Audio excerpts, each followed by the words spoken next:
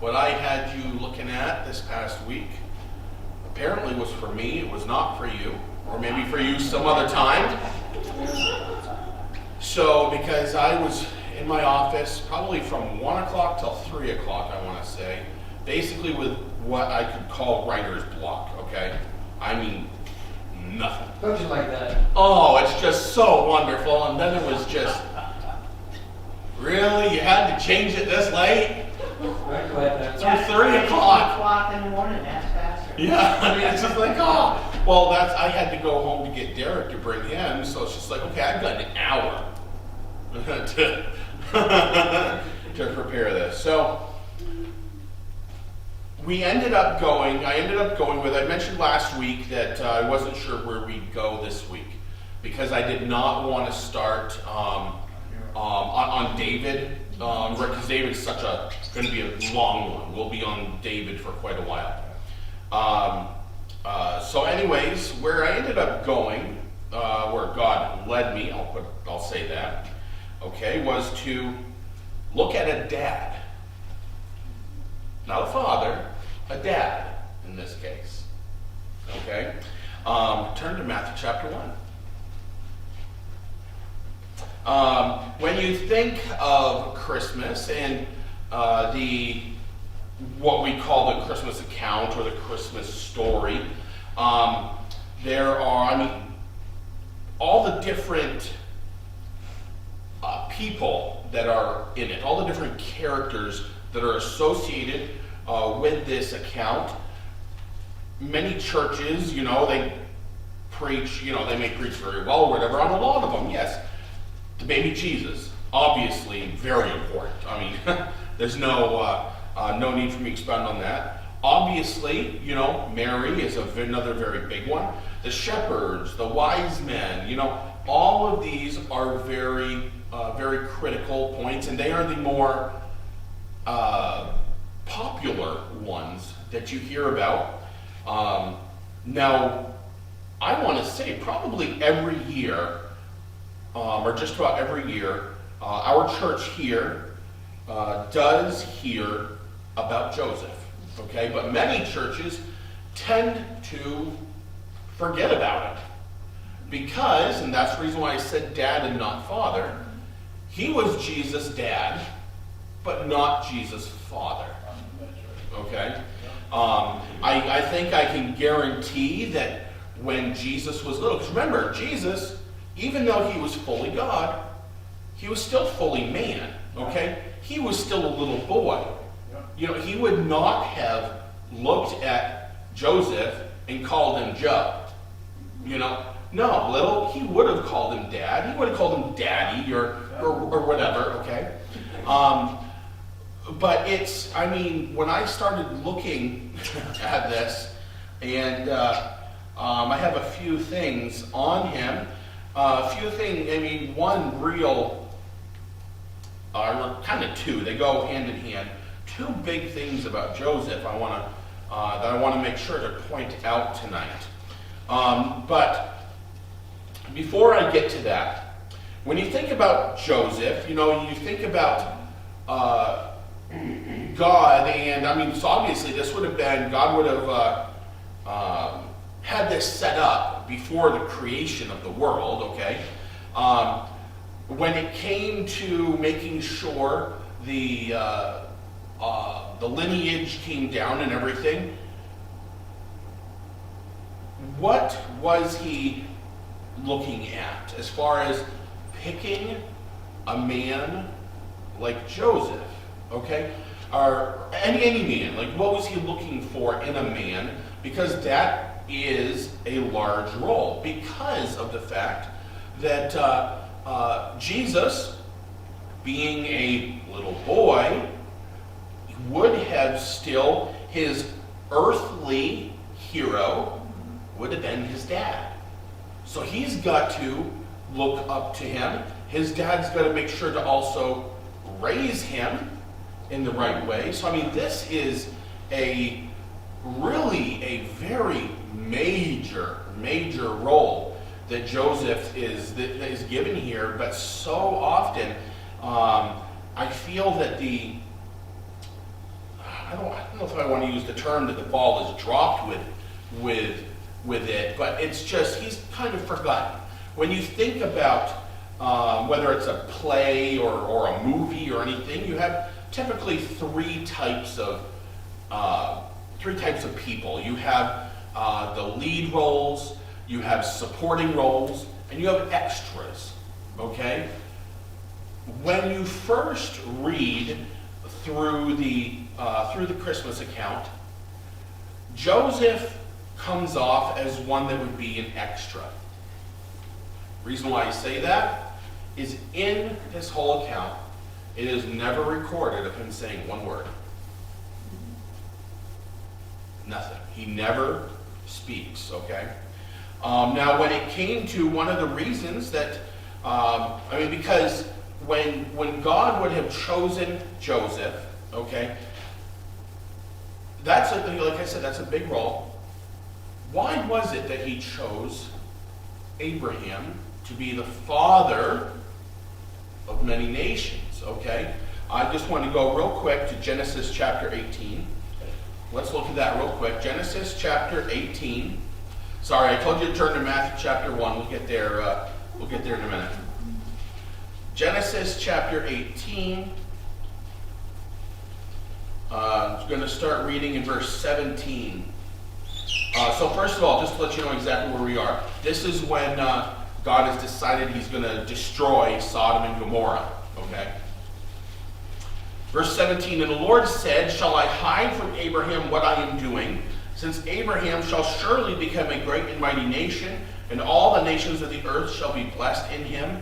For I have known him in order that he may command his children and his household after him, that they keep the way of the Lord, to do righteousness and justice, that the Lord may bring to Abraham what he has spoken to him. You boil all those words down, okay? What do you get? Faith and obedience. Faith, obedience, relationship. There was a close relationship, Abraham with God, okay? They were, right in the beginning of verse 19, for I have known him. That's of an intimate nature in the sense of not sexual, just intimate as in very close friends, or like brothers, or almost like a father-son sort of figure, okay? And I really, this is more my opinion, but I really think that is most likely one of the big reasons as well when it came to God choosing, okay, Joseph to be the one to raise, okay, his son on earth.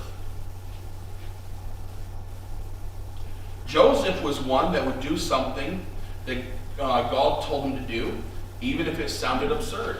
I mean, we can go into a lot with Abraham as well, the similarities there, okay? We won't go there tonight for sake of time. And in Matthew, so you can go back to Matthew now, okay? We will be in Matthew, I believe, for the rest of the night. No, not Genesis, Nate. Matthew, come on.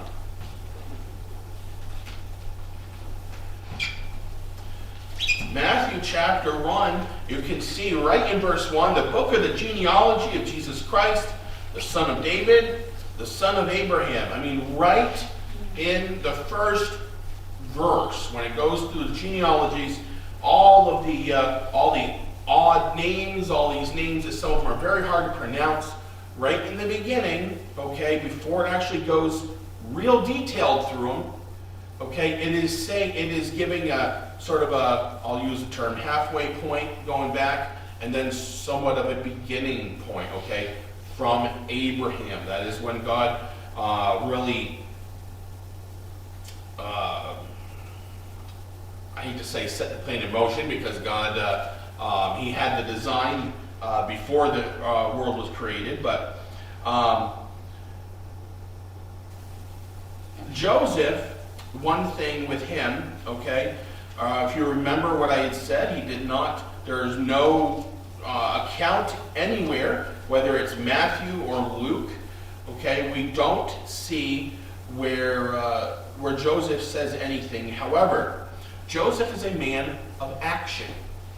There is an old saying I guarantee everyone here has heard, and have most likely in raising your kids have told them this: actions speak louder than words. I came across a little saying, I'll put it that way. I'm not sure who said it. It was in quotations, so somebody did. But it says, "Who you are speaks so loudly, I can't hear what you say." Okay? So let's continue. Matthew chapter 1, start reading in verse 18. "Now the birth of Jesus Christ was as follows. After his mother Mary was betrothed to Joseph, before they came together, she was found with child of the Holy Spirit. Then Joseph, her husband, being a just man, and not wanting to make her a public example, was minded to put her away secretly. But while he thought about these things, behold, an angel of the Lord appeared to him in a dream, saying, 'Joseph, son of David, do not be afraid to take to you Mary your wife, for that which is conceived in her is of the Holy Spirit.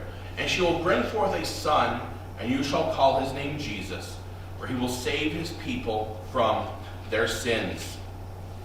When you read through all of the whole account, what we see in Matthew and everything that you see in Luke as well, okay, a couple ways that other people that are part of this responded. Zechariah, that was John the Baptist's father, when he was told that he was going to have a son, he doubted and denied, okay, this command, this revelation from God. And what happened to him because of that? Yeah, death. I was gonna. No, he was made mute. Yes. Yep. Lost his. He could not speak. Yep. So he.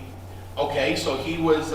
Since he wanted to. I mean, I'd say that's a pretty fitting. It was up until his son was born. Once John the Baptist was born, he got his voice back.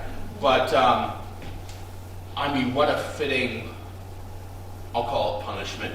Okay, for him. He doubted, denied God because of it, and took his voice away. If you don't have anything nice to say, don't say anything at all. Well, he didn't have anything nice to say, so God said, you can't say anything at all. Mary, when the angel came to her, she responded with a question. Okay? Joseph, what we see here was that once he was told about this, actually, let's read verse 24 and 25 as well. "Then Joseph, being aroused from sleep, did as the angel of the Lord commanded him, and took to him his wife, and did not know her till she had brought forth her firstborn son, and he called his name Jesus." Okay, so what did Joseph do? He's told this. Okay, he is told what is going to happen. It is not recorded that he says anything. He does not ask anything. He does. He goes in to Mary and says, "Mary, we're getting married." Wasn't a thing. I really don't think it's necessarily a thing of him getting down on one knee. "Will you marry me, Mary? We're getting married. And we're getting married tomorrow." It's he was a man of action. He just jumped in. I mean, when it comes to Joseph, I mean, maybe he's the one that founded Nike shoes. Just do it. Three sort of main points for tonight. First of all, we need to obey God despite our fears. just because what we see in Joseph, okay, a man of action, very obedient, whether it's in this account we are seeing tonight, or when it's that he is being told that they need to flee to Egypt and hide, and he stayed there until God said, okay, it's safe, you can go home, and he took the family home, okay? He always, from what we can see, he always obeyed, okay? However, just because he obeyed, just because it's quite evident from what we see, he must have had a good relationship with God. However, he was human. So what does that mean? Oh, I'm sure that to a point, he was scared out of his mind. I mean, what is the first thing out of, when the angel of the Lord appeared to him, what is the first thing he said besides his name? Do not be afraid. Okay? And I really don't think that is necessarily meaning just, don't be afraid, I'm not a scary ghost, I'm an angel of God, sent here from God. I don't think it's that do not be afraid necessarily about that. I think it's do not be afraid of what's about to happen. Okay? Because if you notice, he was called in verse 19, then Joseph, her husband, being a just man, okay? He was a man of integrity, okay? Being a just man, that means everybody knew the type of man he was, the community, essentially, I'll use the term Christian. The community knew that he was a Christian. The community knew that he was that he trusted in God. And so if the community was to find out, or was to think that, for one, say that that him and Mary had premarital sex, I mean, that would be a major blot, okay, on his integrity, as well as if it came out, if he was to also, or the other thing is, if he was to fully deny it, that's also going to look bad on him, not to mention Mary, seeing, wait a second, she cheated on Joseph, because if they haven't had it, she's pregnant, okay?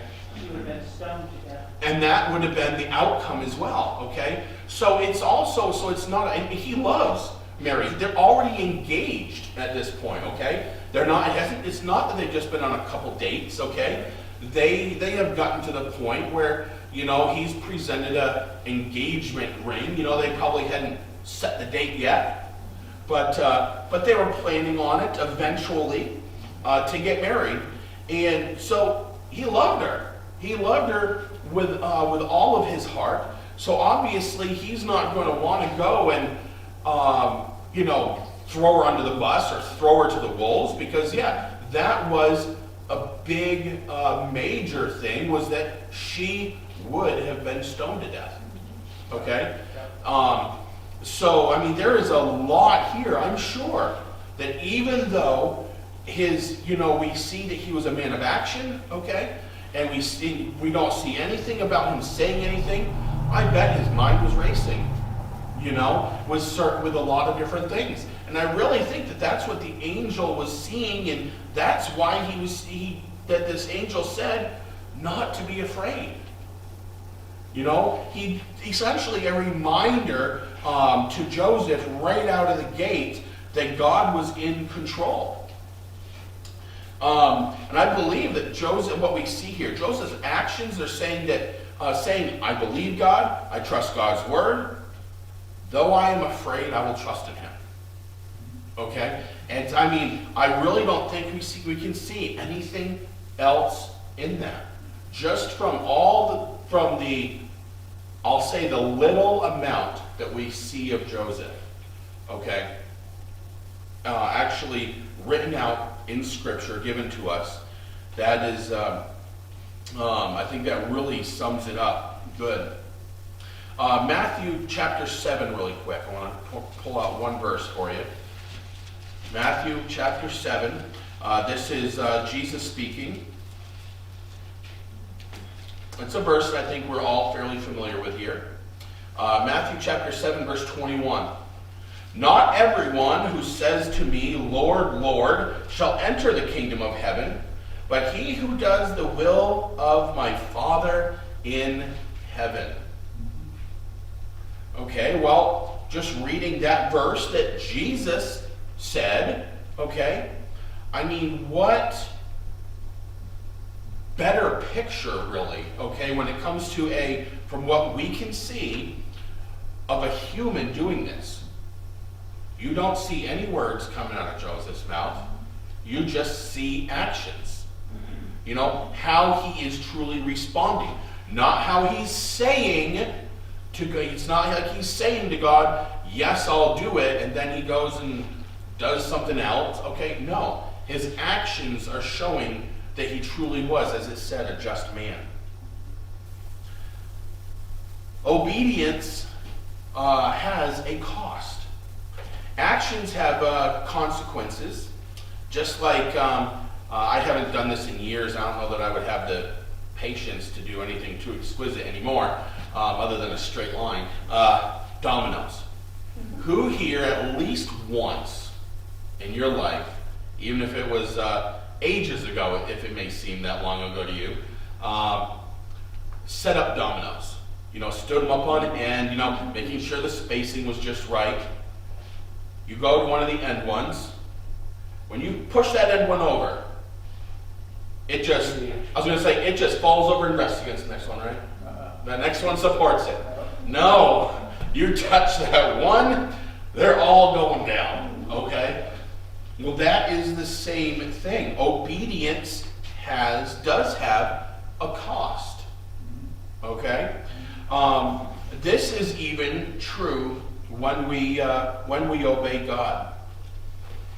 Joseph's action of obedience to God did cause an immediate personal consequence, okay, for him and Mary.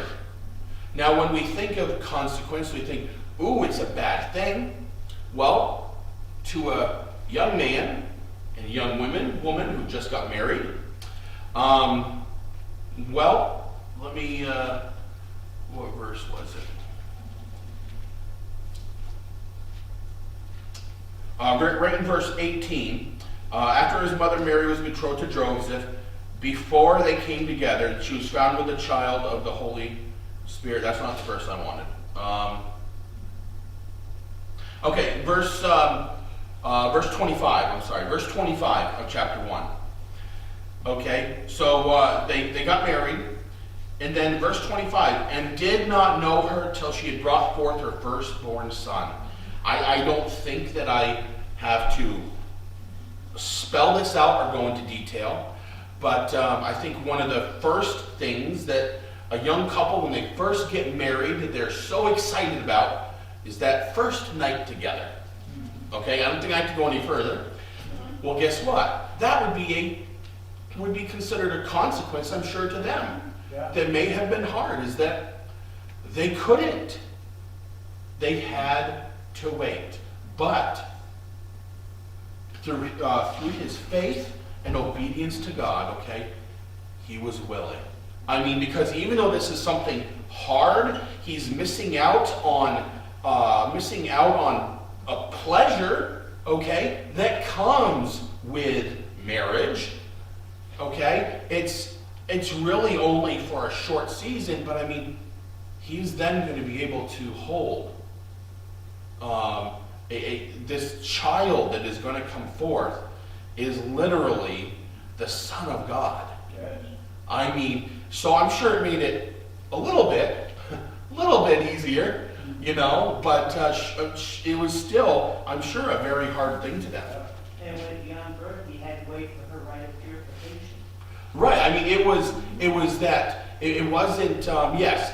Essentially, when it comes to, I'll call it the birthing process. Okay. When the baby is born, there was that that rite of purification, that was sort of a part of it, but depending on the woman's body, that time frame could vary.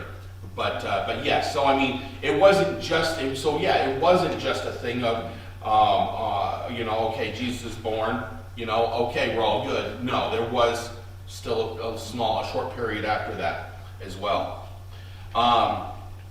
Disobedience as well, just real quick, also obviously has a cost. If Joseph had disobeyed God at all, he would have lost the integrity. He would have lost his integrity.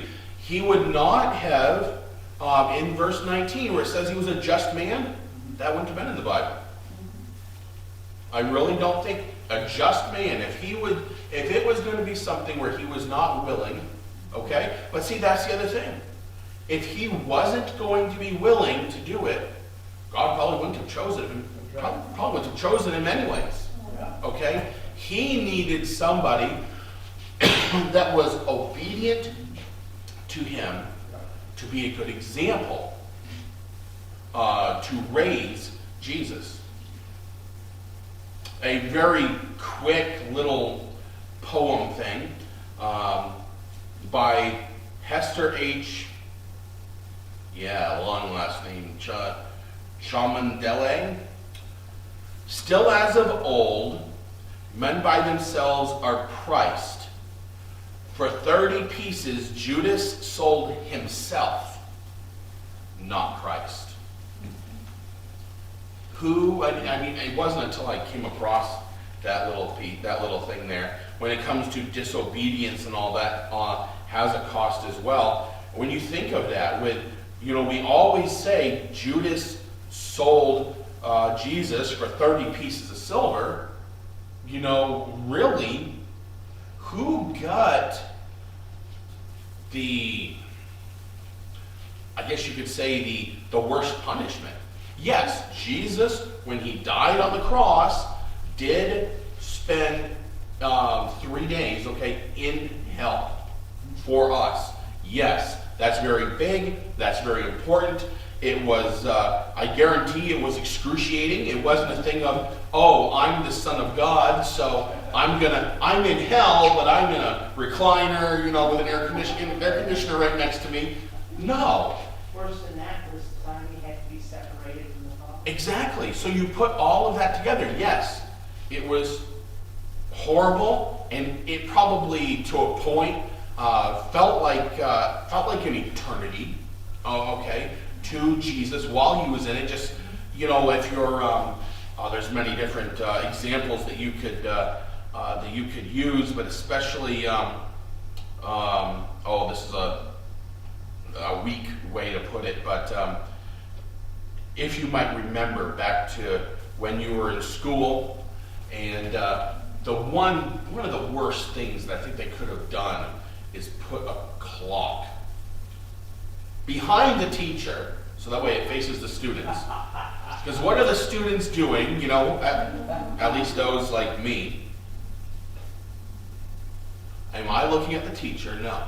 I'm looking at that clock. Especially when it's the class that's just before recess, just before lunch, or just the last one of the day, you're looking at it, okay, yes.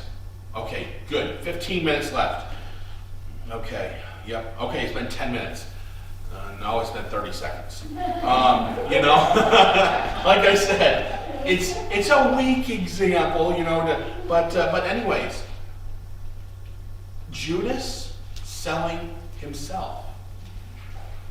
He is and always will be in that torment of hell. That action of disobedience, that action of and in this sense, disobedience would have been not believing. Okay? The greatest sin is unbelief.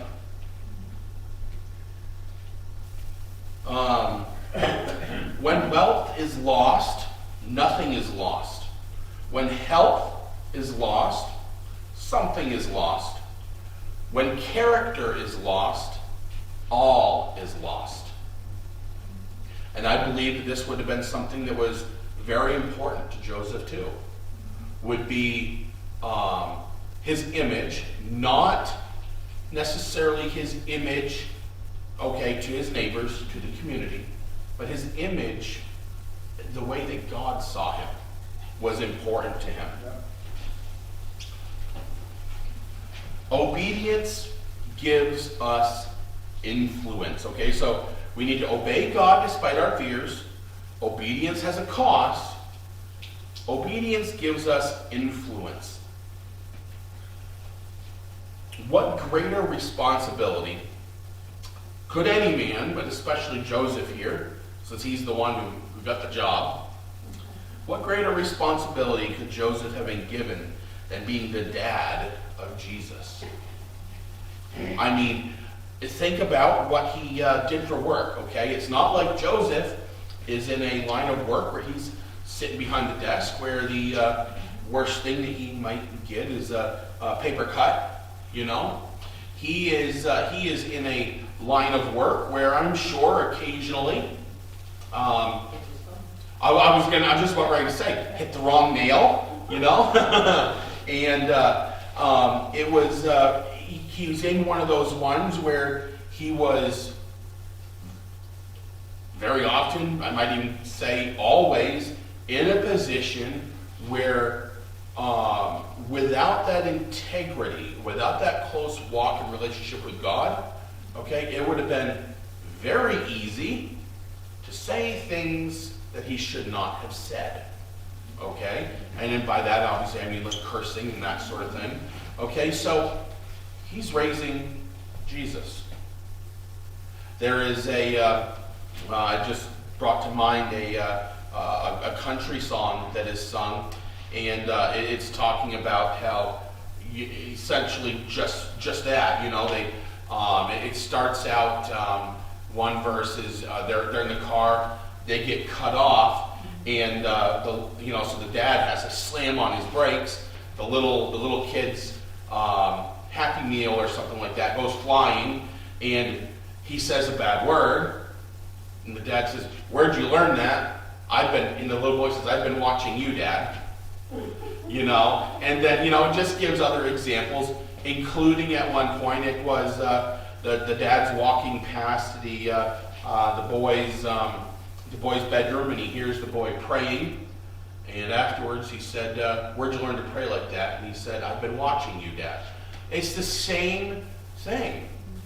Joseph knew how crucial his position was, his role was.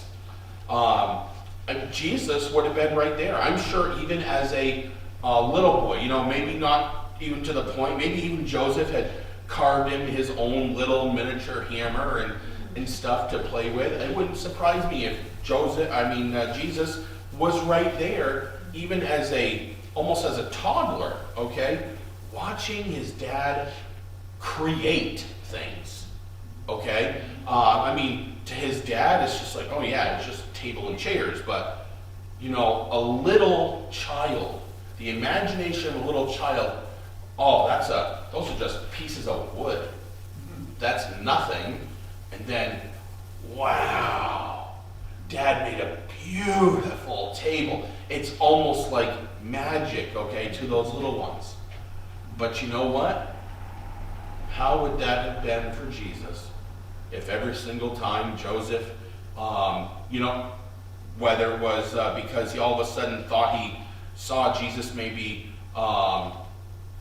do something he wasn't supposed to, in the sense of, you know, oh, stay away from over there, you know, when he was little. You don't want to get too close, or he may have seen Jesus trip or something, so just as he's swinging, he takes his eyes to look over to Jesus, just to make sure Jesus is okay, and boom! Okay? Nope. He's still that just man. His integrity was stayed intact. And I'm sure at times it must have been frustrating even on Joseph to be raising Jesus. Why?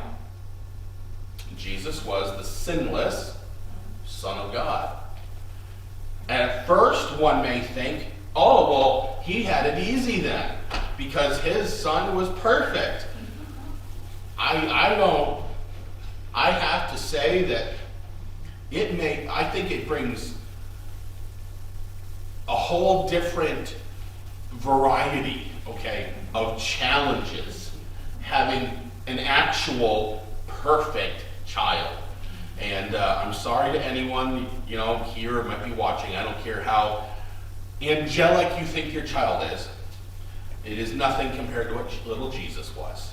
Okay? Probably had tension in the family because the other children were not. Exactly. Once those other children were born, exactly. I mean,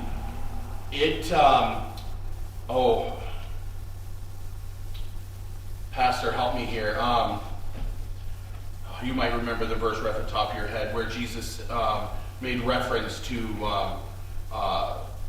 like home, Nazareth. There was no belief there. No good thing comes out of that? No good thing. That might be what I'm thinking of. No, I feel like there was some. Anyways, When he went back to Nazareth but there was no. There was no belief. There was no respect for him. That's where he was raised. That's where he. That's where he was. Oh, he was born in Bethlehem, but that's where he was raised. That's where he was raised, right along with his brothers and sisters. And not all of them believed either in their own brother. In fact, most of them didn't believe until after the resurrection. Exactly. They even tried to trick him into going up to Jerusalem, knowing full well that people were out to get him. Yeah, I mean, it's, so that in and of itself would have been a major challenge on Joseph being a good dad to him. There's one thing you would have never heard Joseph say. Son, do as I say and not as I do. That's something you never would have heard Joseph saying, okay? He was not one that, had issues, like say he, let's say just a couple of bad habits. Say he liked his liquor or he smoked or something. Oh, these are bad for you, Jesus. These are bad for you, son. Don't do them, but he's gonna smoke, he's gonna drink. Okay, no. Jesus was able to watch his dad's actions, okay, growing up. Strikes me as a man that would be more likely to tell his son that he was sorry when he would stumble, if he did something wrong. And admit right up front. I mean, because that's the other thing too. He recognized, okay, the fact that this is the Son of God. It was not truly, okay, his son. It did not come from his seed, okay? And I mean, even at 12 years old, Jesus at 12, now of course, anyone who has kids that age, they are know-it-alls, or think they are. But in this case, Jesus truly was a know-it-all, okay? In a good sense, okay? Because of the fact, and so I mean at this point, and so at even that young of an age, I mean it's, I don't want to use the term strife, but there may have been a little bit of, I don't know that worship is necessarily the right word, towards Jesus in that sense, but yeah, I really think that you pull up a good point there, Addie, that, he most likely, just seeing he was a just man and knowing all of this, he probably did admit when he did trip up, because he was human. Joseph was not perfect, okay? When something did come up, especially if he knew that Jesus had seen, I'm sure that was probably one of the first things he did, was, admit and tell Jesus, no, that was very wrong of me, and maybe even going, I have to, ask God to forgive me, like that sort of thing, okay? Abraham Lincoln once said, the best way to train a child in the way he should go is to go that way yourself. Joseph was a great father, and here's why. Joseph was a great father because Joseph was a great follower. Anything and everything God ever told him, as far as what we can see in the Bible, he simply followed God's instructions. Did not question them. But even though he was a great follower, okay, in the sense of following God, to be a great father, you must also become a great leader. And that is leader of the household, okay? Jesus would have seen that between in his parents. He would have seen the mutual respect, even in that culture, okay, where the woman was put on a lower level in society than man was, okay. I mean that was Jesus as a human, okay. That was the first time that was the first example he would have seen growing up. The way a relationship should be would have been between Joseph and Mary. But before you come up, the one thing is, before you can become a great leader, you must first become a great follower. I think that's very important with this, is that before they were married, before he became the leader of that family, he was first a great follower of God. I mentioned earlier, I'm not sure if Jesus had an earthly hero, but if it would have been, if that was the case, I think I can, without a shadow of doubt, say it would have been his father. Now, the one thing is, we do about Joseph, okay, it is very possible that we don't see Joseph for too awful long, okay, in Jesus' life. According to, now this is historical records, okay, but according to historical records, Joseph died probably right around the time that Jesus would have been 17, 18 years old, okay, right around in that timeline. But see, at that point, Jesus was already, even though it was still another, I don't want to do math. I was going to say 12 years before he became king. 12, 13 years, thank you. It would be another 12, 13 years before his ministry officially started, okay? At that point in his life, 17, 18 years old, he would have been already at a level where he was communing with his father so much that at that point, I believe, no matter how it was that Joseph died, I really think it's because God said, I'm done with you. You know, you finished the job that I gave you. You finished it beautifully. I am pleased. Come home. Okay? You know, it was Mary does not, well, you know, you've got Jesus, and then if you remember on the cross, he looked down at his brother, you know, take care of mom. Okay? See, Jesus